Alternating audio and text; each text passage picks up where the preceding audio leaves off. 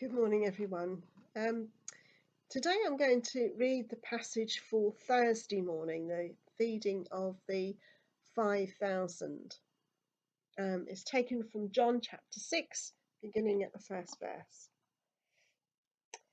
Sometime after this, Jesus crossed to the far shore of the Sea of Galilee, that is, the Sea of Tiberias, and a great crowd of people followed him because they saw the miraculous signs he had performed on the sick. Then Jesus went up on a mountainside and sat down with his disciples. The Jewish Passover feast was near. When Jesus looked up and saw a great crowd coming towards him, he said to Philip, "Where shall we buy bread for these people to eat?" He asked this only to test him, for he already had in mind what he was going to do. Philip answered him, 8 months' wages would not buy enough bread for each one to have a bite. Another of his disciples, Andrew, Simon Peter's brother, spoke up. "Here is a boy with 5 small barley loaves and 2 small fish, but how far will they go among so many?" Jesus said, "Have the people sit down." There was plenty of grass in that place, and the men sat down, about 5,000 of them. Jesus then took the loaves, gave thanks, and distributed to those who were seated as much as they wanted. He did the same with the fish. When they had all had enough to eat, he said to his disciples, "Gather the pieces that are left over. Nothing left. Let nothing be wasted." So they gathered them and filled 12 baskets with the pieces of the 5 barley loaves left over by those who'd eaten. After the people saw the miraculous sign that Jesus did, they began to say, "Surely this is the prophet who is to come into the world." Jesus, knowing that they intended to come and make him king by force, withdrew again to a mountain by himself. This is the word of the Lord. Thanks be to God. Well, it's quite a familiar passage, isn't it? The feeding of the 5,000. Many people know that, even if they're not very familiar with the Bible or other passages of the Bible.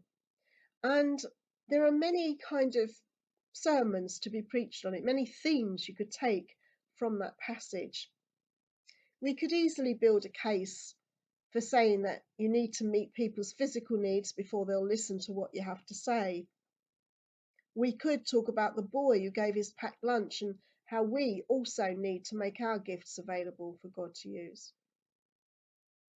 We could pick up on the weary and faithless response from the disciples when Jesus asked them what it would take to feed such a crowd, and ask ourselves, where might we lack faith? We could talk about God's miraculous and abundant provision and reassure ourselves that God has all we need. But I think this morning I want to look at the disciples and what it tells us about being a follower of Jesus today. I know for myself, and perhaps you know it too, that we often look at the smallness of our own offering and the insignificance of our abilities, the inadequacy of what we have, and we measure them up against the greatness of whatever need we might be facing. And when we do that, we feel sometimes guilty or ashamed. And we act as if our smallness, our inadequacy and insignificance are things that were not worthy of God's attention at all. And yet it seems to me that every parable about God's kingdom, every teaching Jesus ever gave, was about how God creates something glorious and magnificent from something very small. This is a story of a crowd of people who had very little in common except that they were hungry for food, for healing, for Jesus. And it's a story of a crowd of people who were fed. No questions asked, no prerequisites demanded, no standards of holiness to meet first. It's a story of people who were shown that what they have is not the end of the story. In this story, we see Jesus addressing the most essential physical needs of his fellow human beings: hunger, thirst, community. And we see him breaking down every social constructed barrier that keeps us from being together and sharing fellowship with one another. He often did that. We know that he did the same thing when he dined with tax collectors and prostitutes, and when he told his well-to-do hosts that when you give a banquet, you're to invite the crippled, the lame, and the blind in order to be blessed. I'm sure that we are all looking forward to the time when we can all be together again, when we can enjoy being with friends and family and sharing a meal together.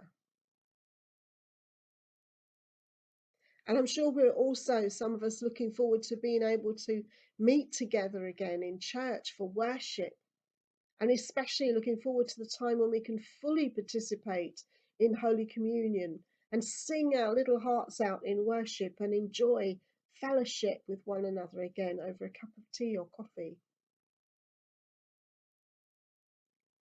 And this coming together again is, I think, what the kingdom of God is like. Whether that be in church, worshipping, or in our homes with gathered family and friends, all of it is holy. All of it. Because God is there in the midst of it all. Not because we're worthy or good, but simply because we are hungry and we long for more, don't we? And that's what it is to be a disciple, to be continually longing for more, growing and learning. So, whatever the nature of this miracle might be, we see that it's there in the everyday, ordinary things of life. We tend to talk sometimes about the sacraments of the church: Holy Communion, baptism, marriage, as if in some respect we think that God is to be seen only in them, as if they are the holy things because they help us to see and encounter the divine in particular ways. But in this parable, Jesus makes the ordinary, everyday things holy. So maybe we need to learn to see with new eyes. When we've got eyes to see, even ordinary things become holy. And when received with open hands and with hungry hearts, then the signs and wonders of Jesus never cease. This is God who never runs out of holy things. The God who multiplied wine at a wedding, turned 5 loaves of bread and a couple of fish into lunch to feed 5,000 with baskets left over. He's like a shepherd who leaves his flock in search of a single lamb. We can choose every day to see the holy in everything and everyone. But in order to do this, we need to know our hunger. We need to know our inadequacy. We know that we cannot do it by ourselves, that we need one another and we need God. And surely If this pandemic has taught us anything, it has taught us that we need one another, that we need God, that we can't survive on our own. So being a disciple of Jesus means to follow him and to do as he did. It means that we need to be committed to tearing down the walls, throwing open the doors, and welcoming everyone to bread and wine, to companionship, to fellowship. This isn't a kingdom for the worthy, it's a kingdom for the hungry. People don't need to show their credentials, they don't need to be good enough for God. They need simply to be hungry for God, because our God is a God of compassion who shows mercy and kindness to the poor. He is a God who forgives the sinner and heals the brokenhearted. Our God is in the business of transforming the most ordinary things into holy things, where scraps of food, the leftovers, become feasts. And if God says to us, "What do you have to offer?" and all we can say at times is actually nothing, then God replies, "I can work with that."